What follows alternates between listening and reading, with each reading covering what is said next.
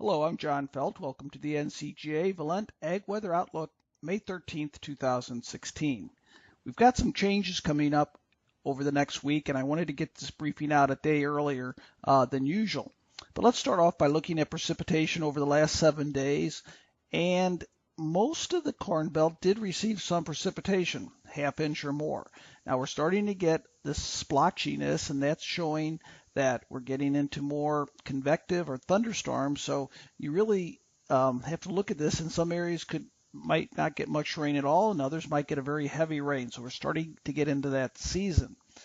Having said that, it looks like a majority of the region did get some modest precipitation, and some areas, including once again Nebraska, parts of western Iowa, and then along the Ohio River, parts of northern Illinois as well, did receive a soaking rainfall 2 inches or more. So when we look back at the last 2 weeks, this shows you some idea of the areas that have been quite wet. And I think you can see a good part of Nebraska, parts of western Iowa, surrounding states including northeast Kansas, and then a stretch of the U.S. from the Gulf Coast right through Arkansas and then up the Ohio River Valley. And parts of the eastern Corn Belt have also been quite wet. Now over the last week, rain kept temperatures near normal or even a little bit below normal over the eastern Corn Belt. That's that light green. But everywhere else was above normal, and it was significantly above normal over the upper Midwest, and that's that area in red. So here are your soil temperatures. They have been creeping up due to the warmer air temperatures over the last week. You can see 60s now across almost all of Missouri, much of Illinois, and now even pushing into the eastern Corn Belt.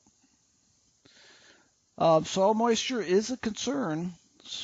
Very soggy soils over the areas indicated in darker green and blue.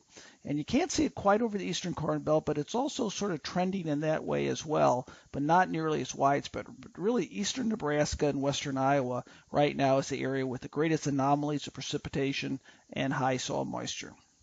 Now, we also had a very active week as far as severe weather goes. You can see almost every day there was some severe weather. Primarily hail, but on the 10th we did have some tornadoes near the Paducah area and just east of Paducah, Kentucky. But we did have pretty widespread severe weather over the last week. Okay, so let's look at the outlook for the next couple weeks or so. And I mentioned last week about this cool down. This was a week ago I mentioned this, and it's in right now the transition is occurring and the cooler air is pushing in. Now remember, when we get either unusually hot or unusually cool weather, it's usually more stable and we don't have as much precipitation. It's during the transitions is when we get the active weather. That's what we had last week. We had a lot of active weather, including severe weather. It was the transition to this next pattern. So this week is going to be a quieter week over some areas, but the transition will not occur over the south central U.S., and that's going to be very active, and I'll talk about that in just a minute. Now, temperature is going to be unusually cool for the next 5 days, maybe even the next 7 days. So let's just say this week, and you can see this is the average for the next 5 days, 5 to 10 degrees below normal, some areas even more so. So it's going to be an unusually cool week and unusually quiet week as well over most of the Corn Belt. But south of this area, Texas, Louisiana, Oklahoma, and pushing into Kansas and surrounding states to a lesser degree, very heavy rain. So even though it's going to be relatively quiet and below normal precipitation over most of the Corn Belt, to the south, it's going to be very active. And some of that rain, especially in the next couple days, could brush over the eastern Corn Belt until the cold air pushes in. Now, to give you some idea, this is over the weekend. I wanted to just show you the anomalies here, and the purple is indicating as much as 10 to 15 degrees below normal, and look how widespread it is. Now, the active weather is going to be right along this boundary here, and that's why it's going to be so active. But in the cooler air, once that moves in, it's going to be relatively quiet. Now looking a little bit further out, 6 to 10 day, you can see that the pool of cool air, the dip in the jet stream, does not persist. It's going to be most of this week, but then we're going to rebound. But it looks like temperatures are going to only modestly rebound in that 6 to 10 day period. An exception will be the upper Midwest, far northern reaches of the Corn Belt. Everywhere else pretty close to normal. Then as we begin to get into late May here, you can see not much change. So as far as that deep push of cool air that we're getting this week, I don't see signs for the rest of the month that that would occur again.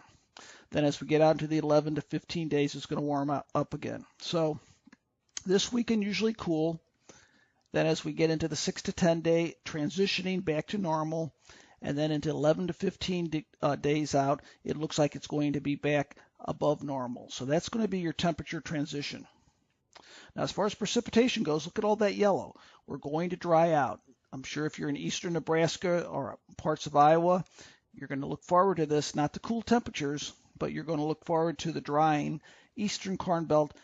Even though early this week we could get something this weekend, I should say, after that passes, it's going to be dry. Further south, unusually wet. Now, week 2, I wouldn't give this a high confidence through 8 to 14. I know you're, quite concerned about more precipitation. I would call this just normal chances for rain for week 2 once that warm air begins to push in again. Even though there will be a transition period going from the cool to the warm, it doesn't look like there's a lot of energy in this upper flow in week 2. So I'm going to say right now, normal precipitation, and I'll keep you updated on that. Now, soil temperatures, because of the cool air, this is the current time, you can see that it does show you this sort of this sagging south here. So we're not going to have any warming, and we're going to have a bit of cooling of soil temperatures throughout the week. Now, the good news is this is the soil moisture change through the 21st of May, and you can see that brown over most of the region. So we are going to have a period here of, I'm not going to say we're not going to have any precipitation, but generally in the next 10 days, we're going to have drying soils.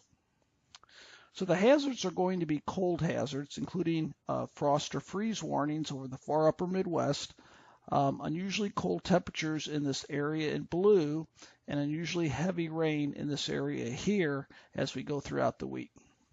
And this gives you some idea of even overnight lows early this weekend are going to be dipping into the 30s all the way down into parts of northern Missouri, northern Illinois, and surrounding states. And then blue is expected to be temperatures actually below freezing. So definitely a very late dip in temperatures. I think the coldest air will be coming in this weekend into early week. Then it's going to be not quite as cold, but overall cool anomalies throughout the week. So I think I covered all the talking points here. Again, as far as temperatures go, this shot of cold air this week, peaking this weekend into early this week. Then we're going to moderate in the 6 to 10 day period, and then above normal in the 11 through 15. Precipitation below normal this week over the Corn Belt. Next week, I'm going to say normal with a transition from the cool back to the warm. Hope you have a good week and enjoy the drying of the soils, but hopefully the temperatures won't have too much of an impact in areas. Take care.